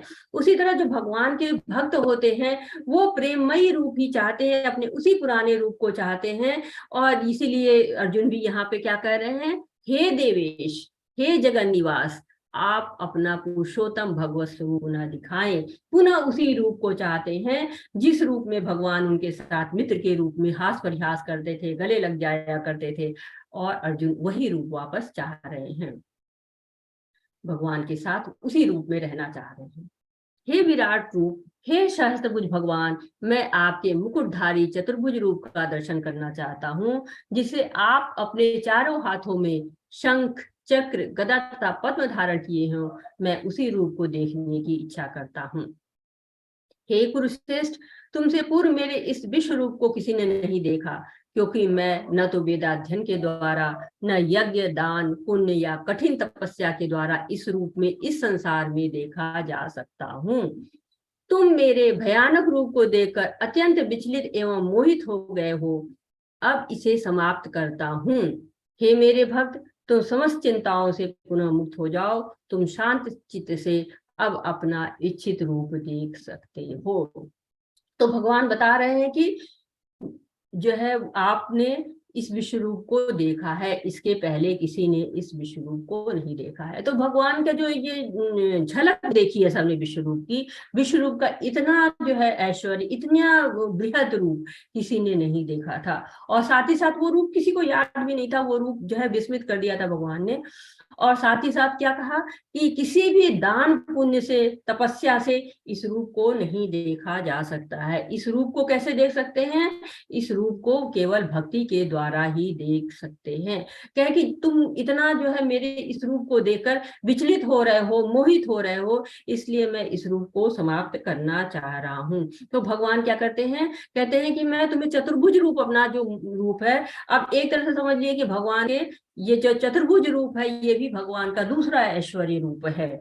एक तरह से जैसे कि ऑफिस में जाते हैं तो बन ठन के पूरा कोट पैंट पहन के जाते हैं, उस तरह से जो भगवान का ये रूप है जिसमें आपको शंख चक्र गदा और पद्म धारण किए हुए भगवान दिख रहे हैं, ये भी भगवान का ऑफिस वाला रूप है। ये भगवान का घर वाला रूप नहीं है। जो देवी देवता होते हैं वो इस रूप में भगवान को देखते हैं, लेकिन जो आपको भक्त होता है वो भगवान से रस से जुड़ जाता है। कई तरह के रसों से देवी देवता होते हैं, उनसे भगवान ऑफिस के है ना, वो उनको नियुक्त किया है उन्होंने कि आप ये वाली व्यवस्था देखो, आप ये वाली व्यवस्था देखो, आप पानी के मंत्री हो, जल मंत्री हो, और आप अग्नि मंत्री हो। इस तरह से फाइनेंस मिनिस्टर, सबको अलग अलग डिपार्टमेंट दे रखा है। तो भगवान ऑफिस में अपने इस चतुर्भुज रूप में रहते हैं, लेकिन भक्त के रूप में वो इस रूप श्याम सुंदर रूप में अपने रहते हैं।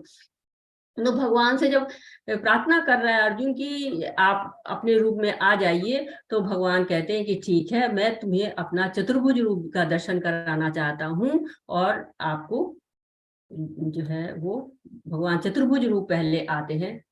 संजय ने धृतराष्ट्र से कहा, अर्जुन से इस प्रकार कहने के बाद भगवान कृष्ण ने अपना असली चतुर्भुज रूप प्रकट किया और अंत में 2 भुजाओं वाला रूप प्रदर्शित करके अर्जुन को धैर्य बधाया।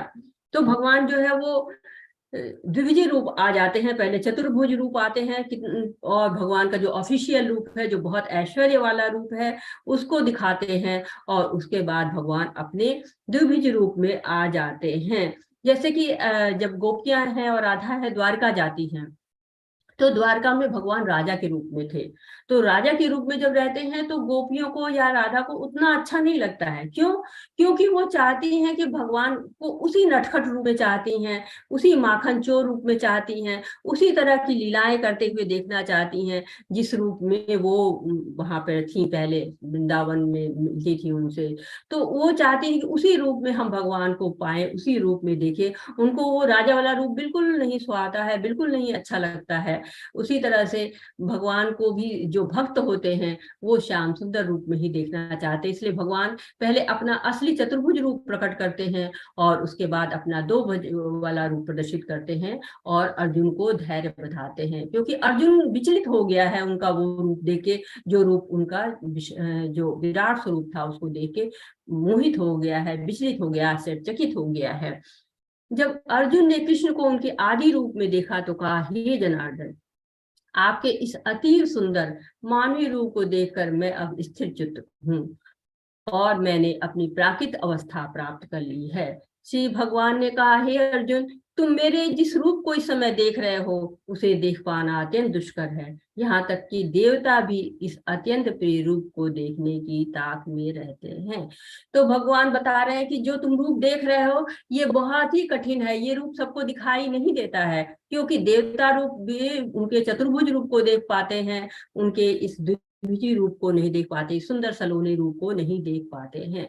तो भगवान भक्तों पर असीम कृपा करते हैं, इतनी कृपा करते हैं कि अपने रूप को भी उनके लिए बदल देते हैं। वो उनको विराट स्वरूप या चतुर्भुज रूप में चाहते तो रह सकते थे, लेकिन नहीं, वो अर्जुन की भक्ति देख के, अर्जुन से प्रसन्न होकर उनको ये रूप दिखाते हैं जो कि उनका ऑफिशियल रूप नहीं है, उनका जो है श्याम सुंदर रूप है, जिसमें वो घर में रहते हैं। जैसे कि कोई ऑफिस में रहता है तो सूटेड बूटेड रहता है, लेकिन घर में आता है तो वो अपने बिल्कुल साधारण रूप में आ जाता है। अब ऑफिस में जाना हो तो क्या लेना पड़ता है? परमिशन लेनी पड़ती है, उनके साथ अपॉइंटमेंट लेनी पड़ती है और तब मिलते हैं, और बातचीत भी बड़ी ऑफिशियल सी होती है, कोई ऐसे साधारण बातें नहीं हो सकती हैं। लेकिन जब आप उनके घर जाते हैं तो वो कहीं अपने बच्चों के साथ खेलते मिलेंगे, कभी अपनी पत्नी से बात करते दिखेंगे, कभी अपनी माता के सर, मतलब माता का हाथ उनके सर पे होगा। तो एक जो अपनापन आता है वो उसी रूप में आता है। ऑफिशियल में थोड़ा सा एक डिस्टेंस बना रहता है। तो भगवान भक्तों के साथ कोई भी आपको जो है नहीं रखते हैं, दूरी नहीं रखते हैं, उनके साथ ही जो है वो उसी रूप में रहते हैं जिस रूप में रखना जो है भक्त चाहता है। यहाँ तक कि देवता लोग भी चाहते हैं कि हम मनुष्य के रूप में आए, चाहे भक्ति करें और भगवान को उस रूप में, उस रस में जाकर देखें जिस रूप में भक्त लोग देख पाते हैं। अगला श्लोक कह रहा है कि भक्त्या त्वं अनन्या शक्य अहमेव विविधो अर्जुन ज्ञातुं दृष्टं च तत्त्वेन प्रवेष्टुं च परन्तप। हे अर्जुन, केवल अनन्य भक्ति द्वारा मुझे उस रूप में समझा जा सकता है जिस रूप में मैं तुम्हारे समक्ष खड़ा हूँ, और इसी प्रकार मेरा साक्षात दर्शन भी किया जा सकता है। केवल इस विधि से तुम मेरे ज्ञान के रहस्य को पा सकते हो। तो भगवान क्या कह रहे हैं कि कोई दूसरी विधि नहीं है मुझे प्राप्त करने की, मुझे प्राप्त करने की केवल एक विधि है, अनन्य भक्ति। अनन्य भक्ति अर्थात किसी और की भक्ति नहीं होनी चाहिए, किसी और के लिए मन में नहीं आना चाहिए, केवल मेरी ही भक्ति करो। मन मनाभो मद भक्ते मद्दे जीमा नमस्कुरु, मेरी ही भक्ति करो और मेरी ही पूजा करो, मुझे ही नमस्कार करो। ये भगवान जो है वो आपको रहस्य देख रहे हैं कि इस विधि से मेरे ज्ञान के रहस्य को पा सकते हो। ये अर्जुन के मार्फत हमें बताया जा रहा है कि आप जो है अगर अनन्य भक्ति करते हैं तो भगवान आपके सामने आके खड़े हो सकते हैं, जैसे नारद के सामने आके खड़े हो गए हैं, कर्दम मुनि के सामने आके खड़े हो गए हैं, वैसे भगवान का साक्षात दर्शन करने के लिए केवल अनन्य भक्ति कर सकते हैं। और इसी के द्वारा ज्ञान भी जो है, जो भी रहस्य है भगवान के, वो सब आप प्राप्त कर सकते हैं। मत कर्म कृन्नत्वरमो मद्भक्त संवर्जितः निर्वैर सर्वभूतेषु यः स मामिति पांडवः। हे अर्जुन, जो व्यक्ति सकाम कर्मों तथा मनोधर्म की कलमश से मुक्त होकर मेरी शुद्ध भक्ति में तत्पर रहता है, जो मेरे लिए ही कर्म करता है, जो मुझे ही जीवन लक्ष्य समझता है, जो प्रत्येक जीव से मैत्री भाव रखता है, वह निश्चय ही मुझे प्राप्त करता है। तो यहाँ पर भगवान ने सारे जितना भी पाठ पढ़े थे उसका आपको की नोट दे रहे हैं। ये क्या हो रहा है, ये एक तरह से आपको ये अध्याय समाप्ति की तरफ जा रहा है और दूसरे अध्याय की रूपरेखा बनती चली जा रही है, क्योंकि इस अध्याय में भगवान भक्ति योग के बारे में बता रहे हैं और आगे आपको बताएंगे कि भक्ति की महिमा क्या है, भक्ति क्या है, भक्ति की श्रेष्ठता क्या है, और कल हम लोग इस बारे में जानेंगे। क्योंकि जो कल का अध्याय है वो बहुत ही महत्वपूर्ण है, भक्ति योग का आखिरी अध्याय है, और ये अध्याय हमारा आपको अनन्य भक्ति से जो परिचय हुआ है उसके बारे में और आगे बताता है। ये श्लोक जो है आपका भगवत गीता का बहुत ही महत्वपूर्ण श्लोक है। एक तरह से आप कह रहे हैं कि भगवत गीता इसमें समाई हुई है, और भगवत गीता का एकमात्र उद्देश्य है यही बताना कि कैसे हम भगवान के साथ अपने संबंध स्थापित कर सकते हैं, कैसे हम भगवान की भक्ति कर सकते हैं, और कैसे हम भगवत धाम को पहुंच सकते हैं। तो भक्ति कैसे की जाती है ये अगला अध्याय हमें बताएगा, और आप सबको जब भी सुनेंगे तो आप कितने मंत्रमुग्ध हो जाएंगे, क्योंकि भगवान की बातें होती ही ऐसी हैं। समय को आप कहते हैं ना कि समय वश में करने वाली चीजों में समय सबसे बलवान होता है, समय किसी को भी वश में कर सकता है, लेकिन हम ये सोचते हैं कि आपके पास कल समय होगा और आप कल समय के आएंगे, समय से आएंगे और समय से भगवान के बारे में जरूर सुनेंगे। ये कह रहे हैं कि भगवान कृष्ण के प्रति अविभाजित भक्ति सेवा कैसे शुरू करें। तो भगवान को कह रहे हैं कि भगवान को क्या चाहिए, भगवान को आपसे समय चाहिए, आप अपना समय दीजिए भगवान को, या कि समय से आप आइए, भगवान की बातों को सुनिए, भगवान के बारे में सोचिए इतनी देर तक, और भगवान की जो माला करिए। सबसे बड़ी बात है कि माला करिए, और माला करने के लिए आपको थोड़ा समय निकालना पड़ेगा। 7 से 8 मिनट में एक माला हो जाती है, इतना भी कोई मुश्किल नहीं है, और कोई भी उसके लिए बहुत ज्यादा प्रतिबंध भी नहीं है कि सुबह करना है, शाम करना है, दोपहर करना है, रात करना है, सो के करना है, जग के करना है, घूमते वक्त करना है। मतलब हर जगह आप माला कर सकते हैं, उंगली पे कर सकते हैं, माला पे कर सकते हैं, किसी भी माला पे कर सकते हैं। मतलब इतना ज्यादा भगवान ने छूट दे रखी है, बस क्या करना है, आपको भगवान से जुड़ना है। और उसका थोड़ा सा जो नियम क्या है उसके प्रति मैं जरूर थोड़ा सा बता दूंगी आपको। कि कहते हैं ना कि पहले पंच तत्व का जो है वो पंच तत्व प्रणाम मंत्र बोलते हैं कि जय श्री चैतन्य प्रभु नित्यानंदा श्री अद्वैत गदाधर शिवासादि गौर भक्त वृंदा। तो चैतन्य महाप्रभु कृष्ण के रूप में है, वो पार्षदों के साथ है जिनका नमन हम करते हैं, और अगर उससे माला में कोई हमसे कमी रह भी जाती है तो वो हमारी जो है माफ करते हैं हमको। और उसके बाद क्या कहना, हरे कृष्णा कृष्ण कृष्णा हरे हरे, हरे रामा राम रामा हरे हरे। यही 108 बार आपको बोलना है और आपकी एक माला कंप्लीट हो जाती है। तो भगवान कृष्ण के प्रति शुद्ध भक्ति की सेवा कैसे करें, कैसे शुरू करें, ये भगवान की जो है वो कैसे सेवा आप शुरू करते हैं। तो भगवान इसको बता रहे हैं कि उनको कुछ नहीं चाहिए, उनको केवल आपका जो है वो न बंगला चाहिए, न कार चाहिए, न आपको मोटर गाड़ी चाहिए, न मोबाइल चाहिए, न लैपटॉप चाहिए, कुछ नहीं चाहिए। क्या चाहिए, कृष्ण को अपना हृदय दे। आप केवल आप हृदय दे, और हृदय कैसे दे सकते हैं, हर कृष्ण महामंत्र का जप करके आप उनको हृदय से जुड़ सकते हैं। उनके जुड़ने का बहुत सीधा साधन है कि आप भगवान का हरे कृष्ण महामंत्र का जप करें। प्रेम भाव की आवश्यकता है, उनको आपका कुछ भी नहीं चाहिए। ये अध्याय 11वां अध्याय बहुत ही स्पेशल है, जहाँ विराट स्वरूप का दर्शन होता है और हमारा सारा मोह समाप्त हो जाता है। हमारे पास कोई भी ये सोचने की बात नहीं रह जाती है कि भगवान श्री कृष्ण ही हैं, इसके अलावा और कोई नहीं है।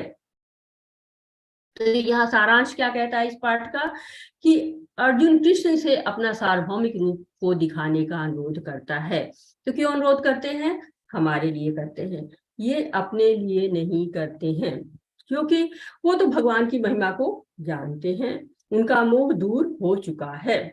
भगवान कृष्ण अपना सार्वभौमिक रूप का वर्णन करते हैं, भगवान कृष्ण दिखाते हैं, पश्य देखो देखो अर्जुन, मेरे इस रूप को देखो, कितना विशालकाय रूप है, ये आकाश तक फैला हुआ है, इसकी कोई सीमा नहीं है, ढेर सारे सूर्य चंद्र और हाथ पैर क्या नहीं है इसमें, भूत भविष्य वर्तमान सब कुछ इसमें है। सार्वभौमिक रूप का संजय द्वारा वर्णन, और संजय धृतराष्ट्र को उस सार्वभौमिक रूप का वर्णन सुनाते हैं कि कैसे कैसे है ये रूप। सार्वभौमिक रूप देखकर अर्जुन का अनुभव, और अर्जुन देखकर उसको विचलित हो जाते हैं, रोमांचित हो जाते हैं, आश्चर्यचकित हो जाते हैं। कृष्ण का काल रूप, ये भगवान का जो है वो काल रूप है, और इसीलिए वो समय के अधीन है, और वो काल शक्ति का प्रतिनिधित्व करता है। अर्जुन की प्रार्थनाएं, जब भगवान को देखते हैं विराट स्वरूप को, तो अर्जुन नतमस्तक हो जाते हैं और हाथ जोड़कर उनकी बड़ी सुंदर सुंदर प्रार्थनाएं करते हैं, जो कि भक्ति लोग बहुत प्रेम से उसको गाते हैं। कृष्ण को देखने के लिए शुद्ध भक्ति की जरूरत, किसी चीज की जरूरत नहीं है कृष्ण को देखने के लिए, एकमात्र केवल शुद्ध भक्ति ऐसी है जिससे भगवान को आप अपने आप से पास पा सकते हैं, उनसे आप जुड़ सकते हैं। एकमात्र जो है वो यही। स्वामी प्रभुपाद से कुछ शब्द। सारांश यह है कि कृष्ण ने अपने क्षण भंगुर विश्व रूप के साथ साथ काल रूप, जो सब कुछ भक्षण करने वाला है, यहाँ तक कि चतुर्भुज विष्णु रूप को भी दिखलाया।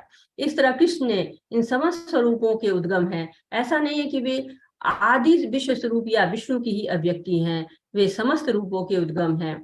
भक्त के लिए कृष्ण का कोई अन्य रूप उतना महत्वपूर्ण नहीं है जितना कि मूल दो भुजी श्याम सुंदर रूप। ब्रह्म संहिता में कहा गया है कि जो प्रेम या भक्ति भाव से कृष्ण के श्याम सुंदर रूप के प्रति आसक्त हैं, वे सदैव उन्हें अपने हृदय में देख सकते हैं और कुछ भी नहीं देख सकते। अतः मनुष्य को समझ लेना चाहिए, इस 11वें अध्याय का तात्पर्य यही है कि कृष्ण का रूप ही सर्वोपरि है एवं परम सार है। तो भगवान क्या कह रहे हैं जो है प्रभुपाद जी, कि भगवान का विराट स्वरूप, चतुर्भुज और श्याम सुंदर रूप, तीनों रूप भगवान दिखाते हैं और तीनों ही बहुत ही विशिष्ट हैं, जिसके लिए देवता भी तरसते हैं। लेकिन भक्ति क्या है, भक्ति बहुत ही सरल है। क्षिप्रम भवति धर्मात्मा, आप क्या है सेकंडों में जो है वो भगवान के भक्त बन सकते हैं और भगवान की भक्ति आपको मिल सकती है। भक्तों का जब आप संग करते हैं तो भक्तों के संग से हमें गुरु मिलते हैं और गुरु हमें कृष्ण का मार्ग दिखाते हैं, कृष्ण तक पहुंचाते हैं, और जो हमारे भक्ति का लता बीज है वो पुष्पित और पल्लवित होता जाता है। तो आज के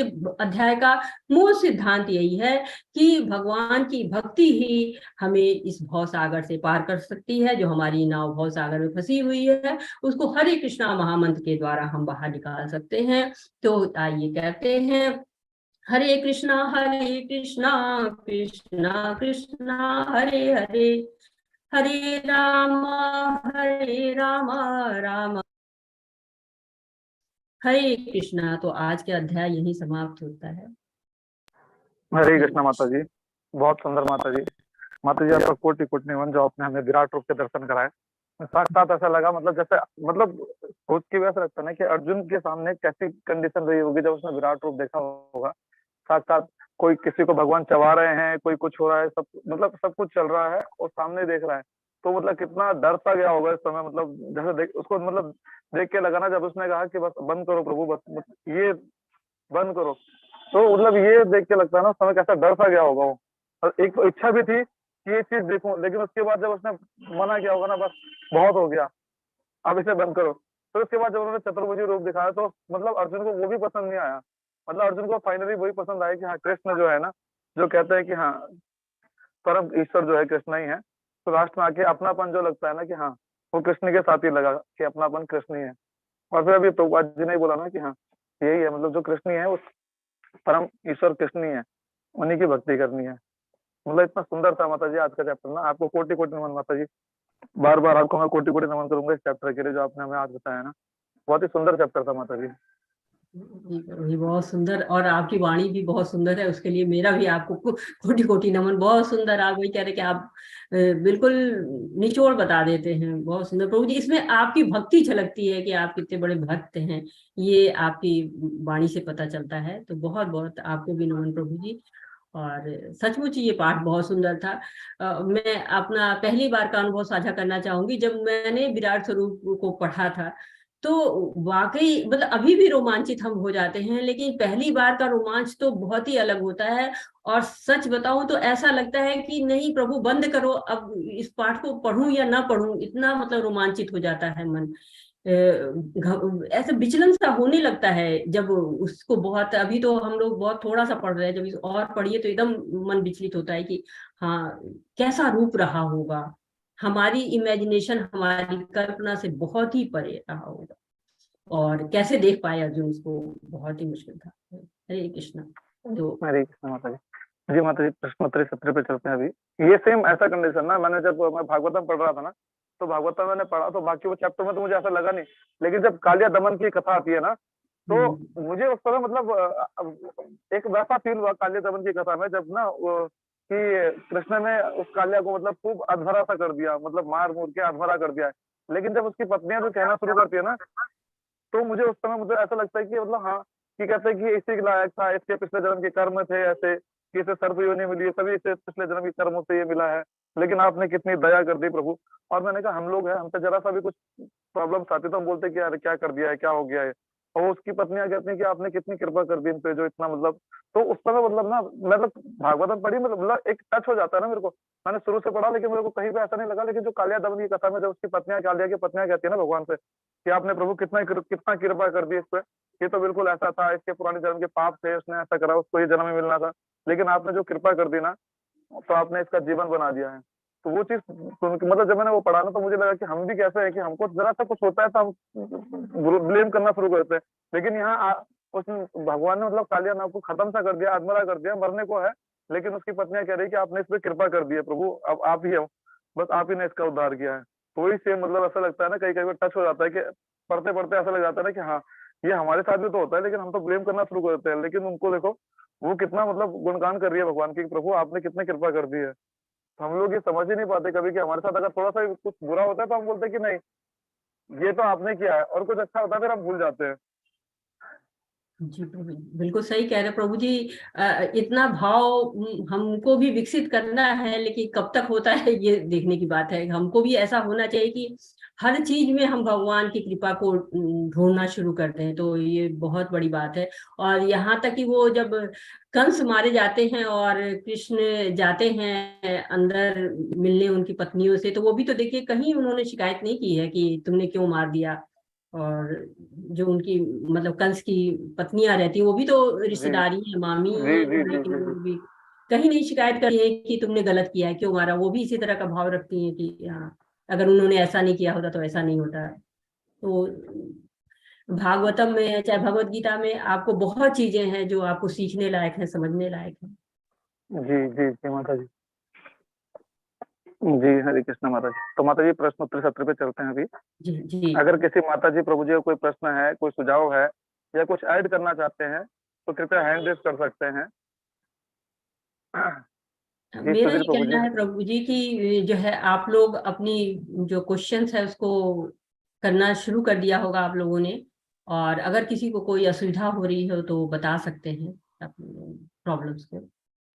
जी हरे कृष्णा। किसी माता जी प्रभु जी ने अगर अभी तक क्विज में कोई प्रॉब्लम है तो आप हैंड रेज करके पूछ सकते हैं। एनरोल करने में अगर कोई दिक्कत है या किसी भी चीज में कोई प्रॉब्लम है तो आप पूछ सकते हैं। जी माता जी नहीं, किसी को कोई प्रॉब्लम नहीं है अभी, तो सबका सब कुछ सही चल रहा है। अच्छा है, लेवल 2 में जरूर आइए आप लोग, ताकि आप लोग भी और भगवत गीता को पढ़ सकें अच्छी हरे तरह। कृष्णा माता जी। हरे कृष्ण। ये माता जी पूछना था कि ये अभी आपने बताया था कि कौरवों के पास कितनी सेना थी और पांडवों के पास, कौरवों के पास ज्यादा थी, वो हाँ, कौरवों कितनी के थी? पास 11 अक्षौणी सेना थी और अर्जुन के पास 7 अक्षौणी सेना थी। अक्षुणी उसका नाम था अक्षौहिणी। हैं? अक्षौहिणी सेना। अच्छो अच्छा, एक माता जी और था, दो तीन, कि अर्जुन जैसे भक्तगण हमेशा श्याम सुंदर रूप भगवान का चाहते हैं क्योंकि उसमें उनको बड़ा आनंद आता है ना, वो जी। गोलोक में है। तो ये अर्जुन ने चतुर्भुज रूप देखने की क्यों इच्छा करी माता जी? नहीं, उन्होंने कहा था कि आप पुनः अपने उसी रूप में आइए, तो पहले भगवान चतुर्भुज रूप में आते हैं और फिर भगवान द्विभुज रूप में आते हैं।